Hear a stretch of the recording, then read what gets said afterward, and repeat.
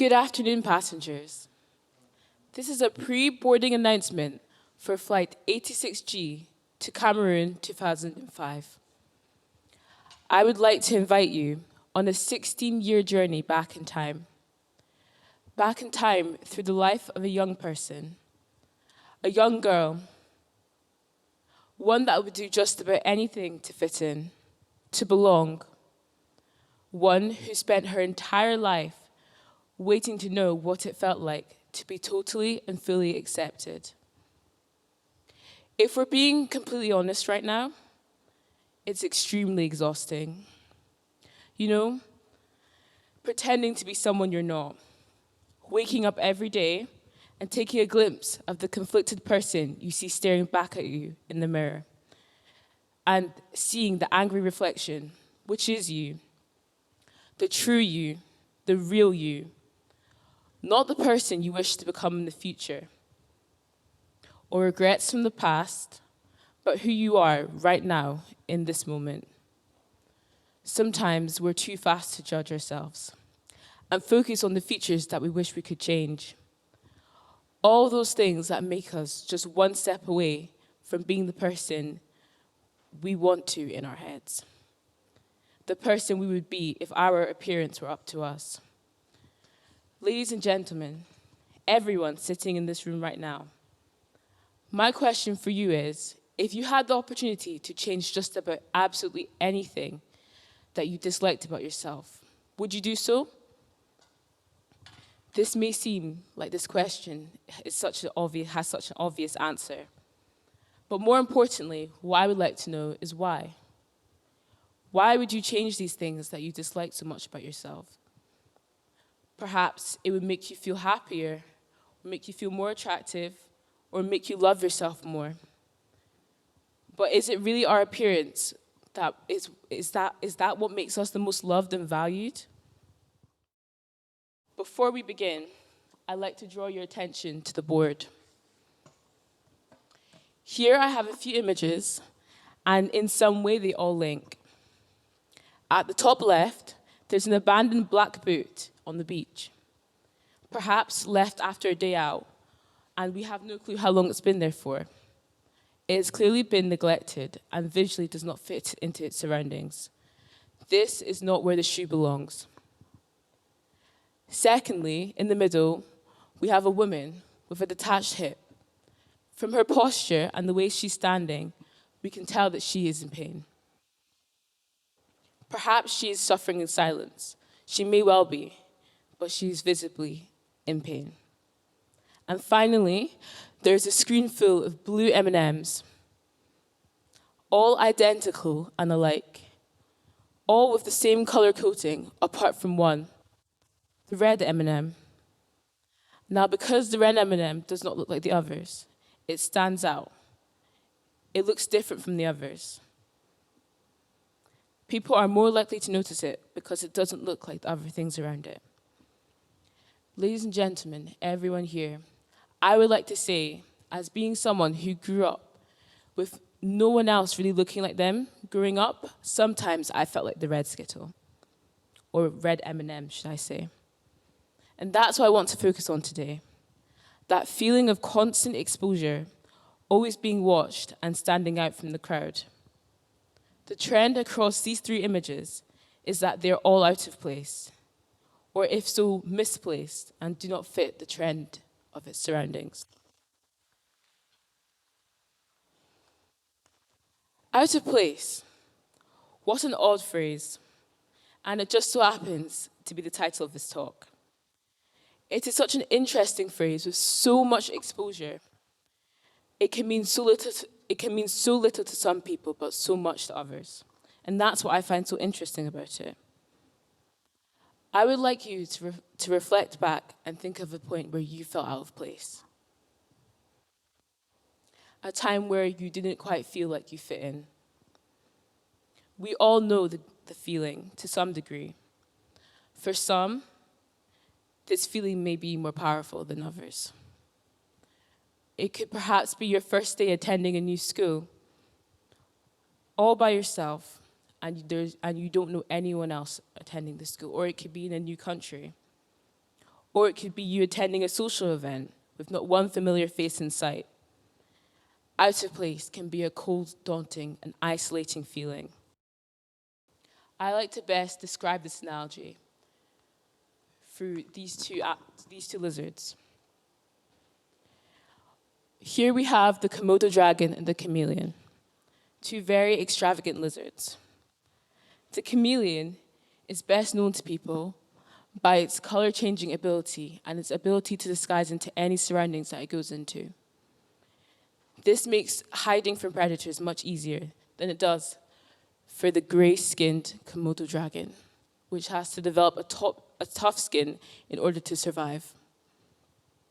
This does not make one lizard better than the other. However, in terms of survival, it makes hiding a lot easier for the chameleon. Earlier, I mentioned we'd be going on a journey. So this is the final call before we leave for takeoff. Ladies and gentlemen, this is your captain speaking. Welcome aboard. Our journey starts in the central Western African country of Cameroon.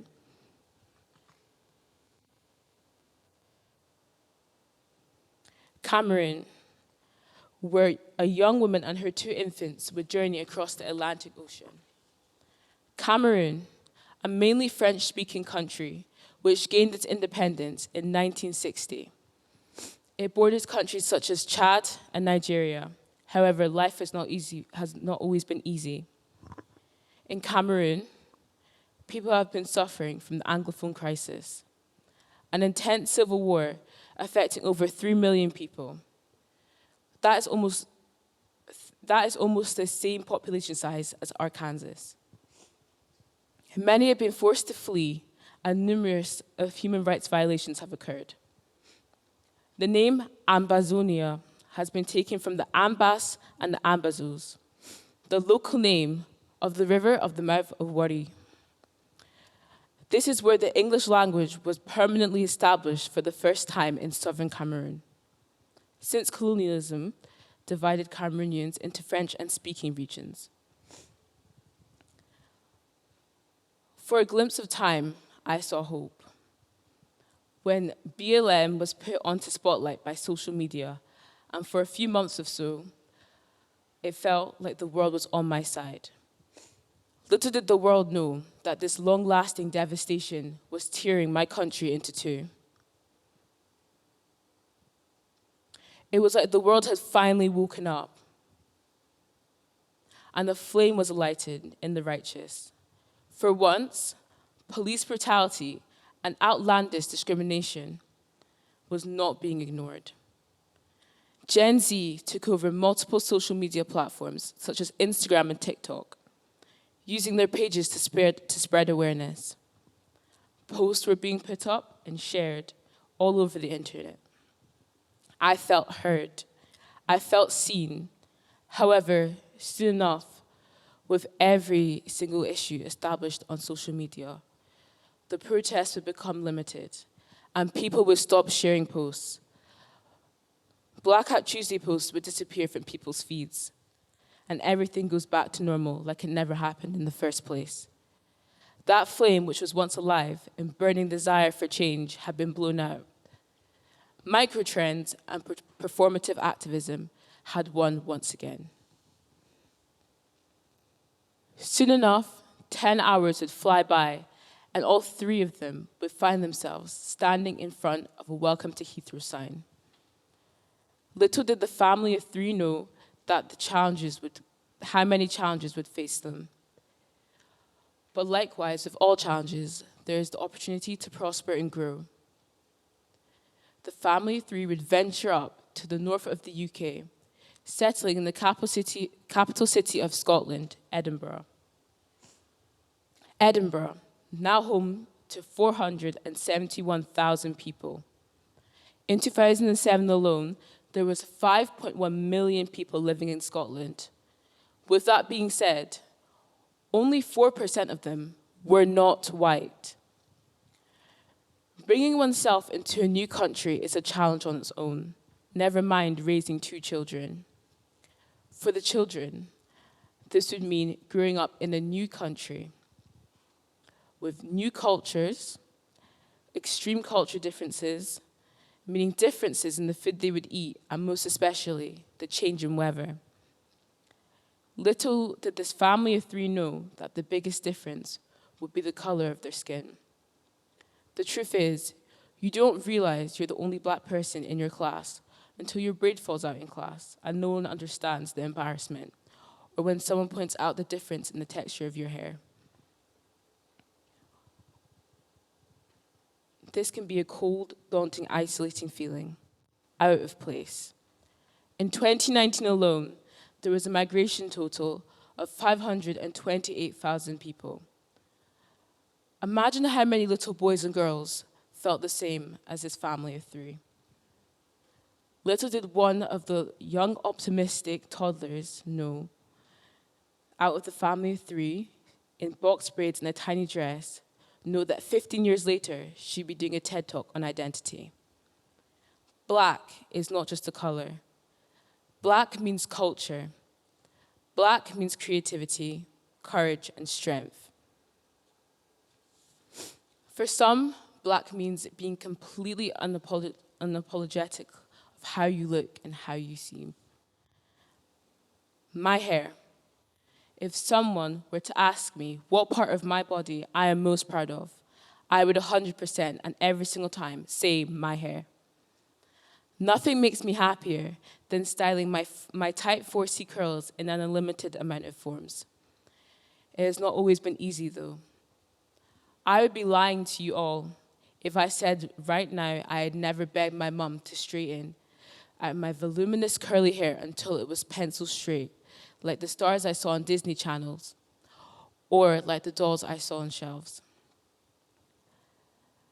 A lack of representation can do a lot of damage on the underappreciated.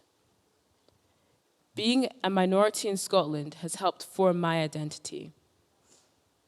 The truth is, I love how I am now more than I have before. I don't have to just be Cameroonian or just be Scottish. I'm able to relate to other people in Scotland who are just like me.